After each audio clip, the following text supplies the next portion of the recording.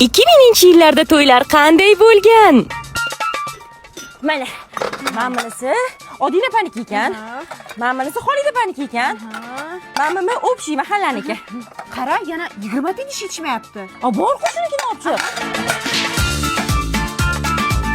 Xornila choyli bormi? Qizim savzi qanday qilyapti? Savzi bormi yana? Zebo tovoqqa keldim. Bor qo'shninikini savzi olib kel. O'g'limni o'ylantiryapti. To'y kuni ham remont qiladimi? Večergacha qilib tashlaymiz. Shungacha qilib qo'ysangiz bo'ladi. Sassuvchi ol. Zamiraxon to'yga aytildimi? Yo'q, uni ko'chasi menga topshirilmagan. Nima qilsak bo'ladi? Mana ismini yozganda to'yga tez yetib kel. Dodasi, videochi to'yga yetilganmi? Mana Salom.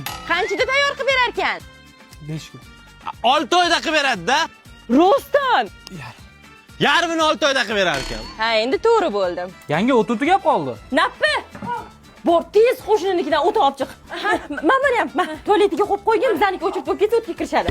Voy, to'y bizaniki, lekin jabrini qo'shnilar ko'radi. Voy. Ichida shisha bor ekanmi? Devjok babir kerak, doimgidek sevib o'chadi.